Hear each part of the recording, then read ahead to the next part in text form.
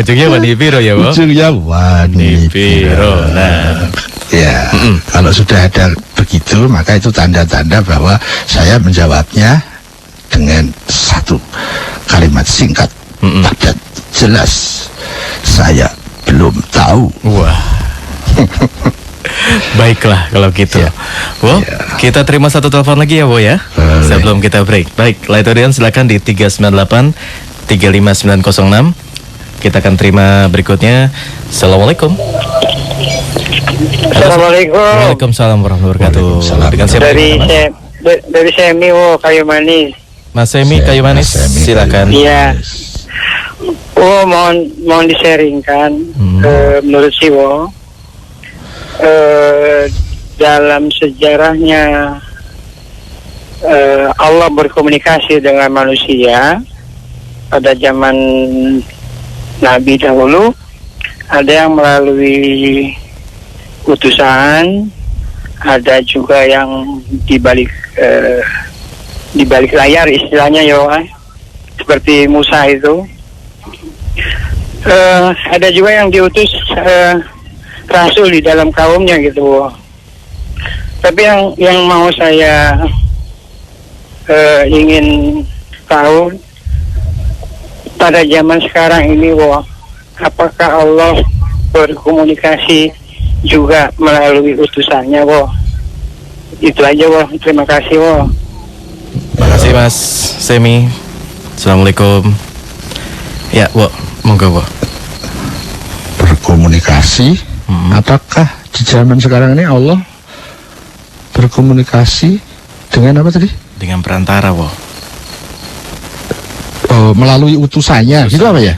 Kurang lebih seperti itu, Apakah di zaman sekarang Allah berkomunikasi melalui apa utusannya?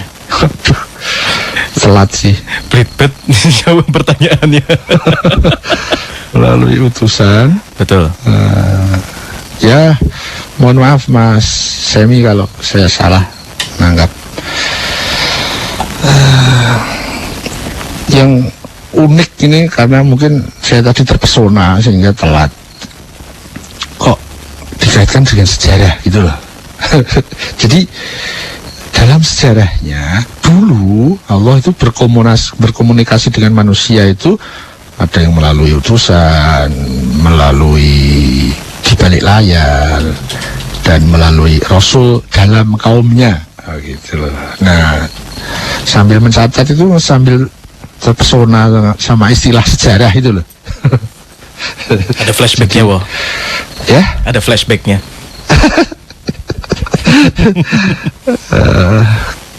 Monggo. Nah, ternyata di belakangnya bersambung ternyata. Di zaman sekarang, wah, berarti benar-benar sejarah ini, gitu. Karena ada masa lalu, masa kini, gitu kan. Apakah Allah berkomunikasi itu melalui utusannya? Yang pertama begini,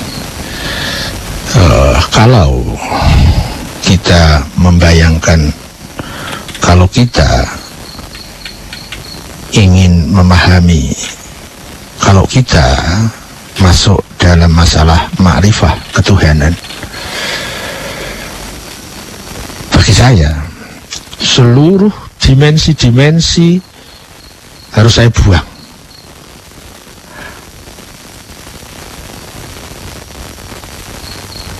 Misalnya dimensi tentang ruang itu harus saya buang.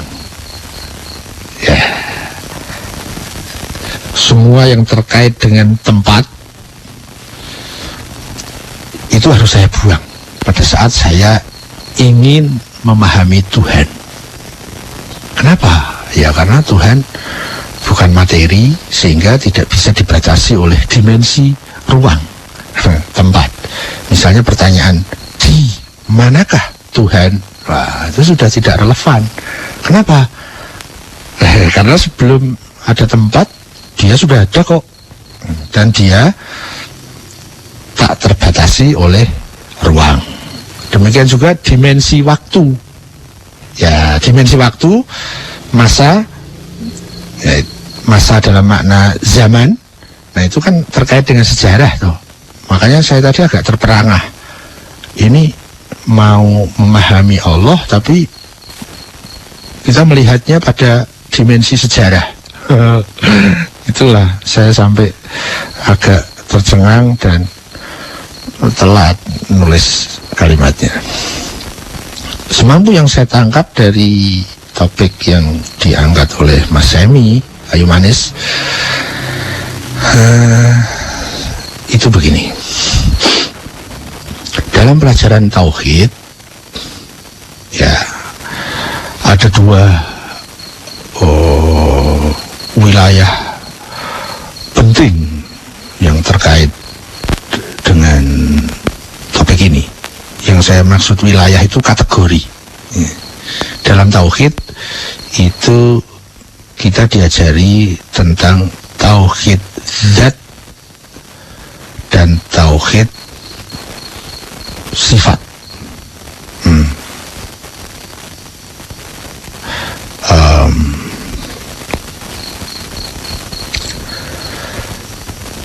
Tauhid zat kita diajari bahwa Tuhan itu satu yang bukan kesatuan, satu yang tidak berunsur, satu yang tidak bisa dibagi, satu yang bukan jumlah, satu yang bukan bilangan, satu yang tidak ada selainnya, satu yang satu-satunya.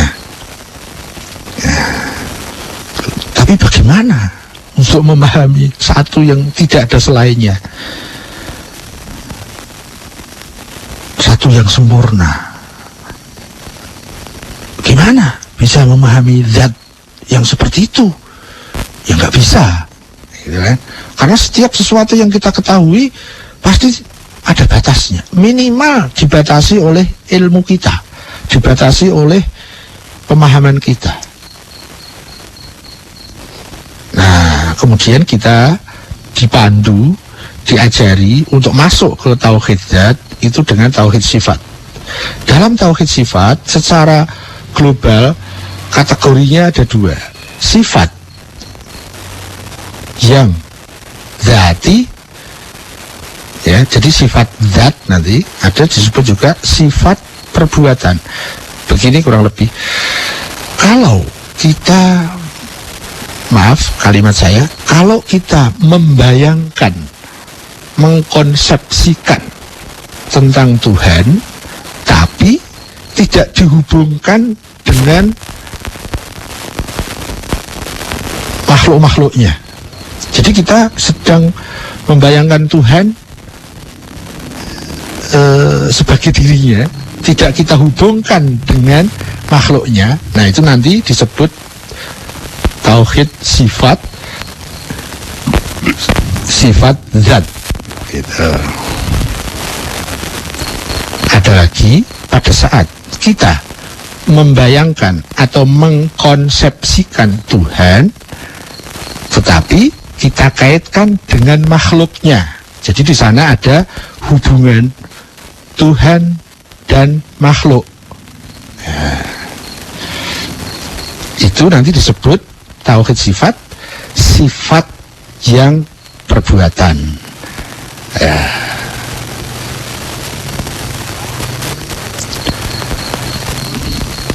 Apa perlu pakai contoh ya? Contoh saja, contoh begini. Pada saat kita memahami Tuhan ada, ya, itu kita bisa membayangkan Tuhan tanpa yang lain. Oh, Tuhan ada, ya. Tetapi pada saat kita membayangkan Tuhan Maha Tahu, misalnya, nah itu kan di sana ada hubungan Tuhan sebagai yang mengetahui dan makhluk sebagai objek yang diketahui. Nah, itu kan ada hubungan antara Tuhan dengan makhluk. Tuhan Maha Pengasih. Nah, di situ ada dua hal, yaitu Tuhan dan makhluknya. Tuhan yang memberi kasih, makhluk yang diberi kasih, Tuhan yang pengasih, makhluk yang dikasihi. Kalau kita membayangkan, kita mengkonsepsikan dalam pikiran kita, misalnya Tuhan terkait dengan makhluk. Nah, itu nanti masuk pada pembahasan tauhid sifat, sifat yang perbuatan. Jadi terkait dengan sifat-sifat perbuatan Tuhan. Ya, Tuhan Maha mencintai. Jadi ada yang mencintai, ada yang dicintai. Itu disebut tauhid sifat, sifat perbuatan, sifat amali. Nah, pada saat kita hanya membayangkan, mengkonsepsikan tentang Tuhan saja, Dia maha ada, Dia maha hidup, Dia maha kuasa, Dia maha sempurna, misalnya. Nah, itu sifat-sifat, kita bisa membayangkan Tuhan tanpa dikaitkan dengan makhluknya. Itu nanti dalam pembahasan tauhid sifat disebut sifat zat. Ya. Nah, yang diangkat oleh Mas Semi ini masuk pada kategori tauhid sifat, sifat perbuatan. Karena di sana kita mengkonsepsikan tentang Tuhan, tapi keterkaitannya dengan makhluknya, yaitu tentang komunikasi antara Tuhan dengan makhluknya. Itu. Tapi sebelum ke situ, sebaiknya saya mengingat ulang bahwa seluruh pelajaran tauhid sifat itu berfungsi sebagai jembatan dalam rangka memahami zat. Ya. Jadi tauhid sifat itu sifat-sifat Allah aslinya tidak ada. Yang ada hanya zatnya. Ya. Jadi Allah itu zat. Apakah Allah bersifat? Kalau dijawab ya, sifatnya itu bersumber kepada kesempurnaan. Dan kesempurnaan itu satu. Jadi sifat yang sempurna, ya zat itu. Kalau kita jawab, Allah bersifat, jawabannya ya, maka sifatnya harus kita kembalikan kepada zatnya, yaitu sempurna. Sehingga tidak terjadi perbedaan tentang zat dan sifat. Ya.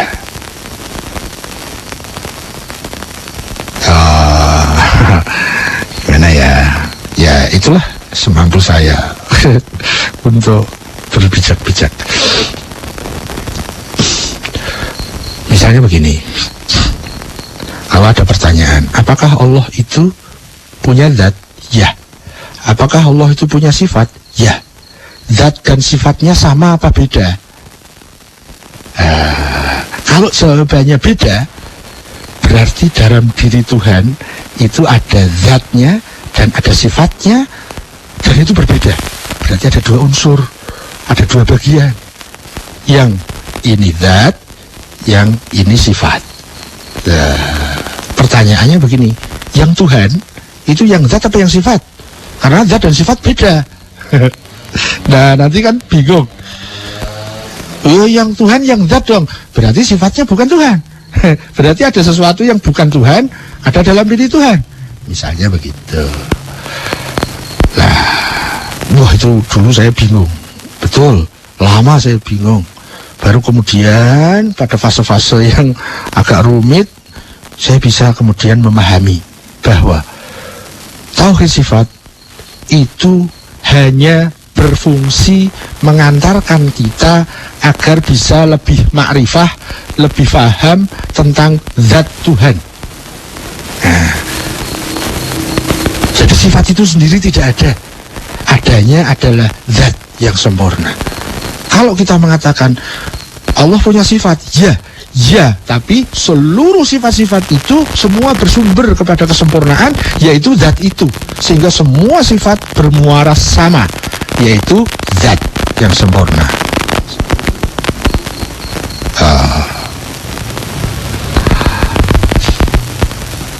Sebelum saya masuk lagi ke topik, saya mengingat ulang kembali pelajaran tauhid sifat. Maaf, saya pakai kalimat ini, hanya berfungsi sebagai jembatan untuk kita bisa memahami, untuk kita bisa makrifah. Tentang apa? Tentang kesempurnaan zat. Jadi substansi dari ilmu tauhid itu adalah tauhid zat. Sementara tauhid sifat, ya, itu berfungsi sebagai jembatan untuk kita. Kita diajari ada asmaul husna, kita diajari ada sifat-sifat Tuhan. Itu hanya berfungsi untuk mendidik kita agar kita mempunyai fase-fase pemahaman yang tertib sehingga lebih mudah untuk bisa membayangkan, memahami sekapasitas kita tentang kesempurnaan zat Tuhan. Sehingga ada satu titik simpul yang saya pegang, bahwa dalam kita mempelajari, mencoba memahami kesempurnaan Tuhan dengan sifat-sifat Tuhan, kita harus akhiri dengan Tuhan lebih dari itu. Sehingga sehebat apapun pemahaman kita tentang Tuhan, kita harus kasih ending dengan Allahu Akbar, Allah lebih besar dari itu. Kita bisa memahami adil itu loh, adil itu begini, sudah pemahaman kita tentang adil top, tanpa cacat sedikit pun. Nah, Allah itu maha adil, tapi apakah adil seperti yang kita pahami itu? Oh, belum. Allah lebih dari itu. Ya, itulah fungsi dari sifat tauhid sifat, agar kita bisa memahami sifat kesempurnaan secara maksimal, tapi tetap kita harus kembalikan kepada zat kesempurnaannya. Kesempurnaan Tuhan tidak bisa kita batasi dengan pemahaman kita. Ya, loh, kalau ternyata kita sudah belajar tauhid sifat, tapi toh ternyata tidak akan mampu menyentuh tentang kesempurnaan zat, lalu apa pentingnya kita belajar ilmu tauhid? Penting sekali. Penting sekali. Misalnya Tuhan maha adil. Nah, kita diajari adil itu piye toh? Adil itu bagaimana toh? Jangan sampai kita salah definisi tentang adil. Jangan sampai kita salah konsepsi kita tentang adil. Nah, kita diajari yang ini adil. Kalau ada itu sedikit saja berarti tidak adil. Nah, setelah kita bisa memahami adil yang dimaksud adil seperti apa, adil dalam makna teoritis, adil dalam makna praktis, adil dalam makna materialistis, adil dalam makna spiritualistis, adil dalam makna ilmu husul, adil dalam makna ilmu khudur, adil dalam makna ekonomi, sosial, politik, budaya, dan seterusnya. Ya, setelah kita memahami adil sampai top, sudah, sebagaimana yang difahami oleh para nabi, para rasul, adil itu begini. Ya. Bukan adil menurut bahasa sosial, sama rata, sama rasa. Itu adil, bukan. Itu bahkan menurut saya bukan adil. Nah, itu bahkan ketidakadilan kalau sama rata, sama rasa, karena tidak proporsional. Ya, kalau semua murid dikasih nilai sama rata, itu gurunya pasti tidak adil, karena tidak proporsional, misalnya begitu. Nah, adil seperti apa yang difahami oleh para nabi, oleh para rasul yang paling makrifah kepada zat Allah? Nah, kita diajari di tauhid sifat itu agar kita tidak salah dalam memahami adil. Nah, nanti ada adil pengasih, penyayang, pemaaf, penghukum misalnya, dan lain-lain. Tapi setelah kita memahami sifat-sifat Tuhan itu dengan maksimal, seperti yang difahami oleh para nabi, para rasul, para imam, tetap para nabi dan para rasul itu mengasih penutup dengan Allah lebih dari itu. Ya, kesempurnaan Tuhan baru kita tangkap melalui keterbatasan subjektivitas kita. Disitulah pentingnya kita memahami Tuhan. Kita diajari mendekatinya melalui tauhid sifat. Itu. Yang terakhir, tauhid sifat yang zat tadi, ya, semua kembalinya itu kepada zat. Semua pemahaman kita tentang sifat-sifat Tuhan yang baik semua, asmaul husna, asma-asma yang baik, kita harus tutup pemahaman kita dengan Tuhan lebih dari itu, karena Tuhan tidak terbatas. Jadi tauhid sifat yang zat itu kembali kepada zat, kepada tauhid zat. Nah, ini kemudian yang kedua yang terkait dengan topik yang diangkat Mas Semi, tauhid sifat yang sifatnya adalah sifat perbuatan. Pada saat kita memahami Tuhan dan dihubungkan dengan makhluknya, ya, itu semua pemahaman itu adanya hanya dalam pemahaman. Jadi disebut sebagai eksistensi dalam pikiran kita. Sering disebut dengan eksistensi di dalam pikiran kita, eksistensi zihnan. Ada juga disebut sebagai wujud dalam, atau disebut sebagai wujud zihnan, sesuatu yang adanya hanya di dalam pemikiran kita, hanya dalam pemahaman kita. Realitasnya tidak eksis. Ini agak sulit. Saya menjelaskannya agak sulit. Tapi semampu saya menjelaskan begitu. Saya memaklumi, saya pernah merasa cukup kesulitan dalam memahami ini. Ya, memahaminya aja sulit, apalagi mengutarakannya. Ya. Tapi yang penting kita berproses. Lambat laun ilmu kita akan semakin baik. Saya merasa setelah saya serius mempelajari tauhid, saya sampai kepada pemahaman-pemahaman seperti ini. Ya, saya akan mencoba mengungkapkan meskipun dengan segala keterbatasannya.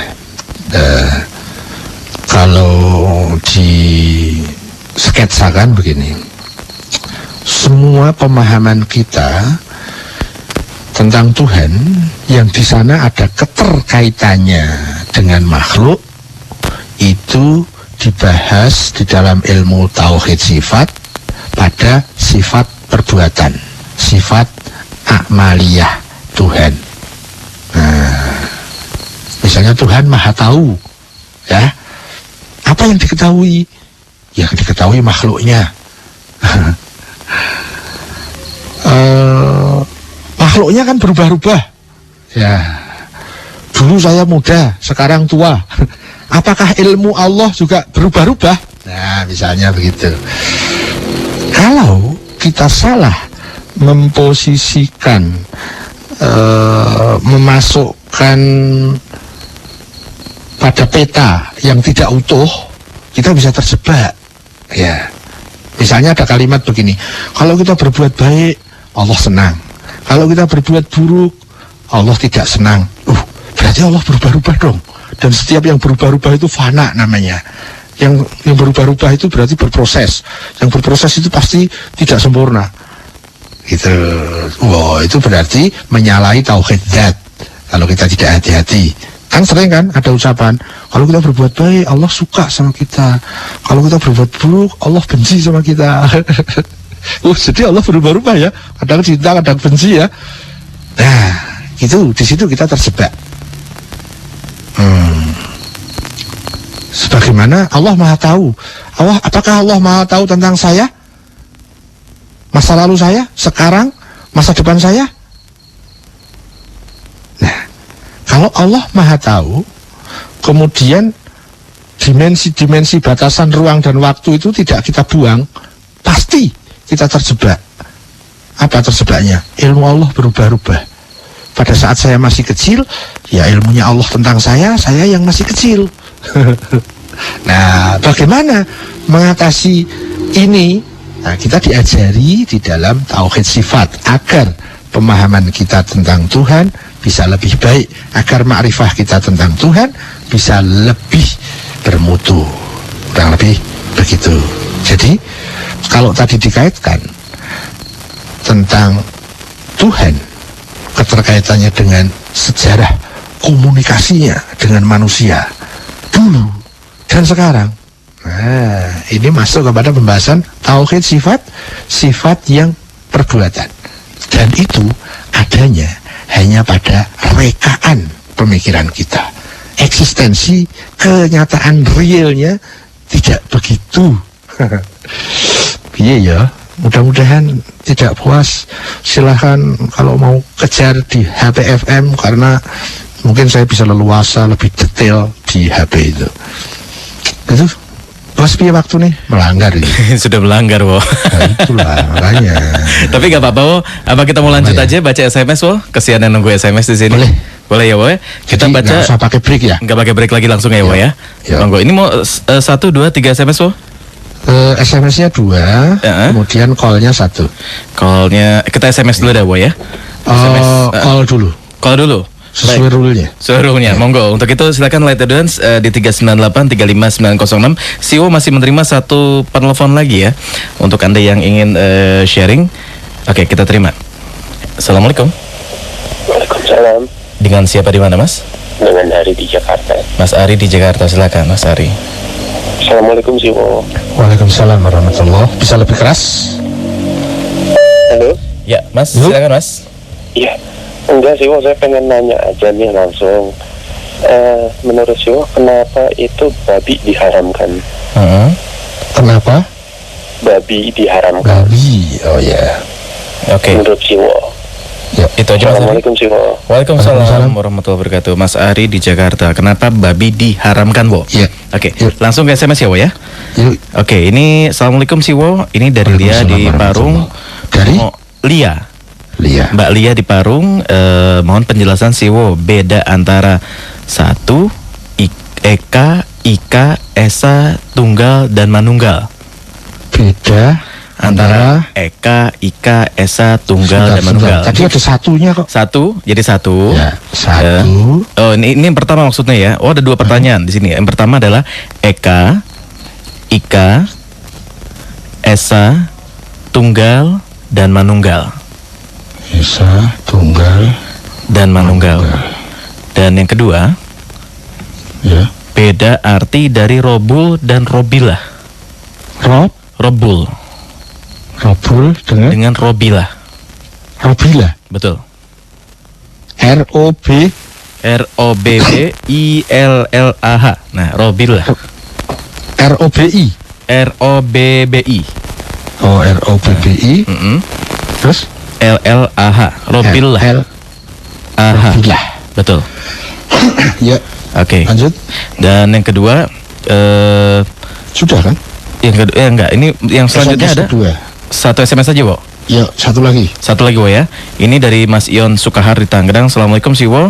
Waalaikumsalam. Siwo, mohon pemaparannya tentang agama Bahai. Mudah-mudahan saya nggak salah baca nih, Wo. Agama Bahai, sorry. Ini agama Bahai. Bahai pakai I apa Y? Pakai I, Wo. Ya. Cukup, Wo? Ya. Monggo, lanjut, Wo. Mas Ari di Jakarta. Kenapa babi diharamkan? Saya harus mundur dikit. Ya. Ini dalam perspektif Islam. Tentu Islam yang menurut saya, maksudnya Islam yang sudah sempat saya pahami gitu loh. Bukan Islam versi saya, bukan. Islam, tapi Islam yang memahami saya. Jadi belum tentu Islam yang dimaksudkan oleh Allah dan Rasulnya. Jadi Islam baru Islam yang menurut saya.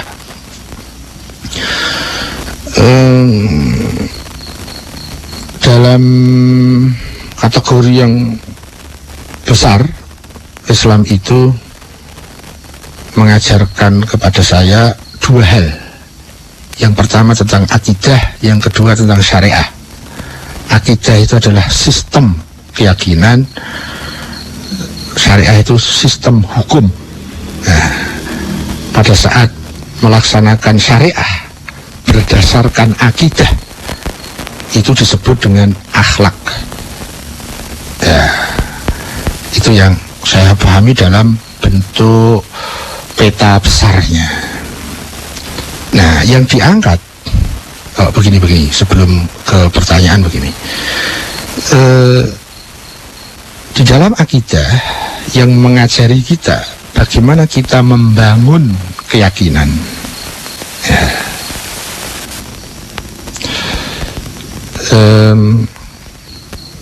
Itu kita punya kewajiban masing-masing untuk membangun keyakinan yang diajari oleh akidah itu. Ya. Membangun keyakinan berarti harus berpikir, memahami, sampai mendapatkan satu kesimpulan yang meyakinkan, sehingga terbentuk bangunan keyakinan. Jadi tidak bisa meniru orang lain, karena kalau meniru orang lain nanti jatuhnya paling banter dogma, percaya. Tidak bisa yakin.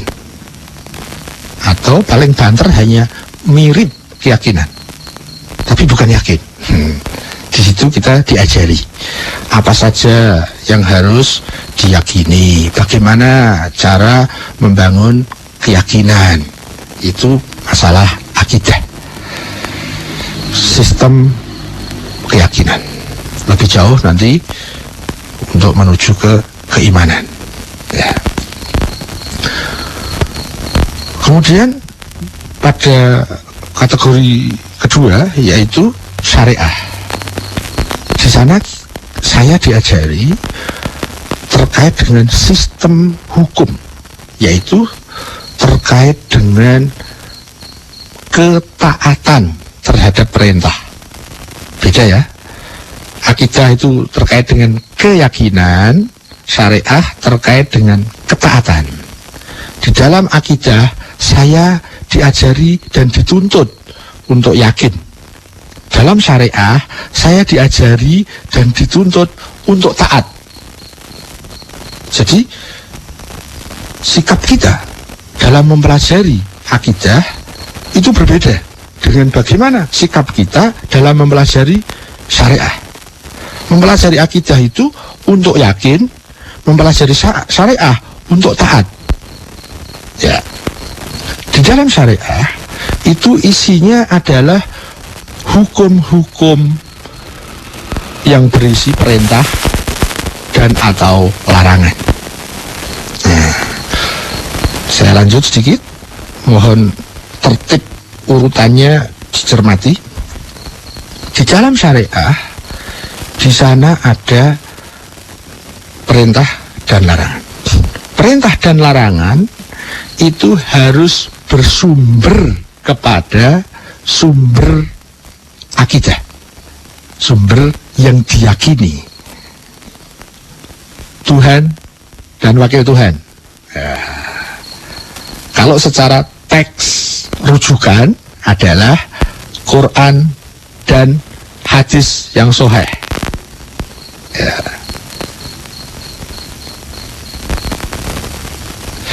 Di dalam syariah yang isinya perintah dan larangan, semua perintah dan larangan itu harus merujuk kepada Quran dan Sunnah. Teks yang harus dirujuk adalah Mushaf Al-Quran dan riwayat-riwayat hadis yang sahih. Terus, kalau kita belum paham bagaimana tentang hukum ini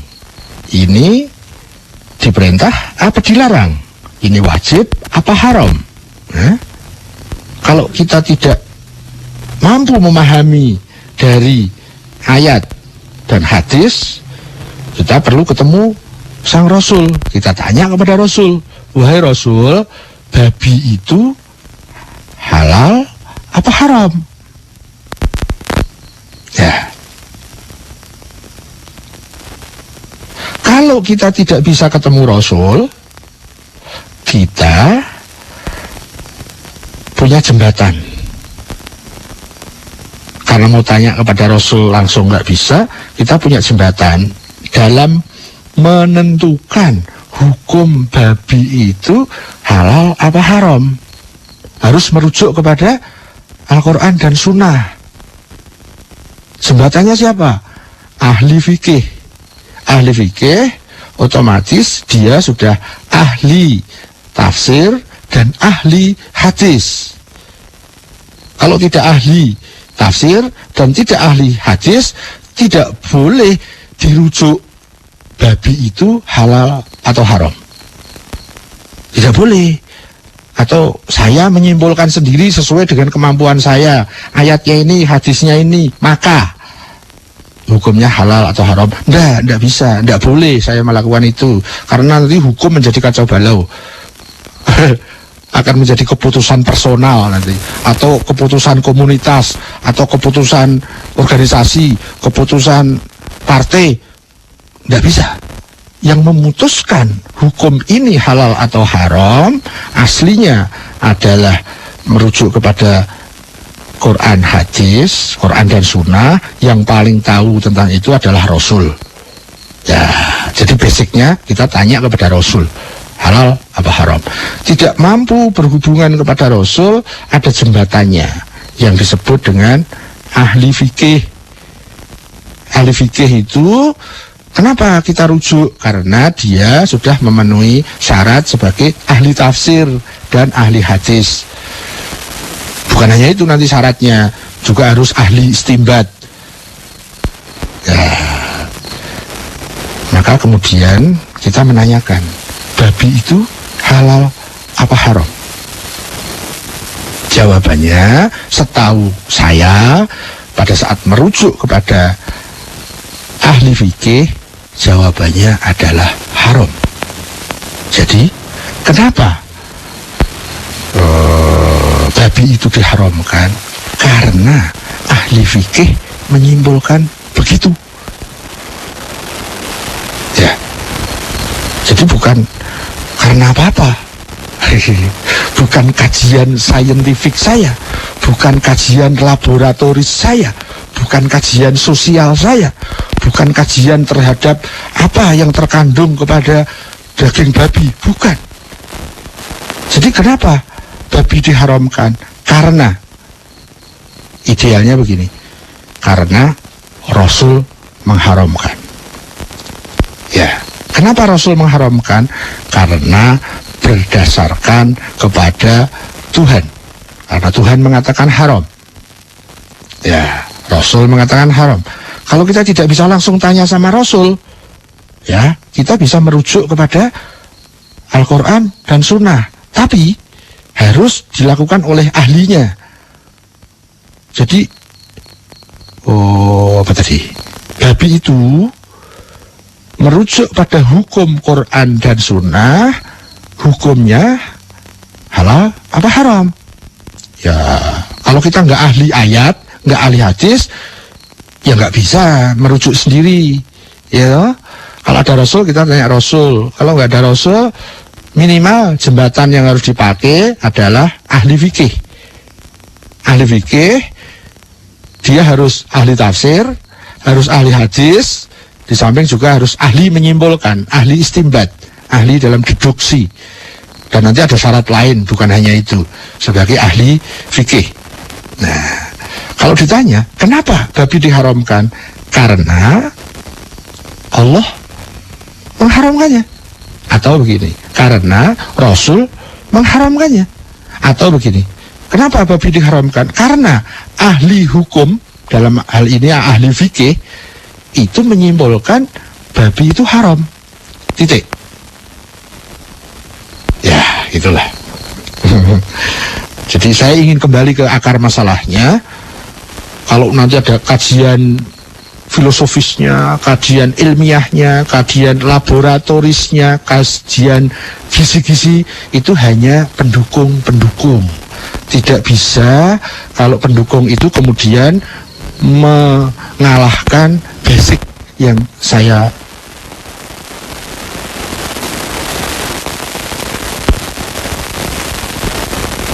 Ya, halo. Baik, Light Audience, sepertinya sambungan terputus. Kita masih akan melanjutkan lagi. Halo? Ya, Wo. Oh, Ya. putus. Tadi sempat terputus, Wo. Monggo, silakan lanjut, Wo. Ya, udah nyambung. Nyambung lagi, silakan. Waktunya masih berapa nih? Sudah lewat 10 menit sebenarnya, Wo. Tapi kenapa aduh gitu ya? Dilanjut, Aduh sih. disingkat saja, Wo. Dilanjut, silakan. Monggo. Ya, begitulah. Silakan.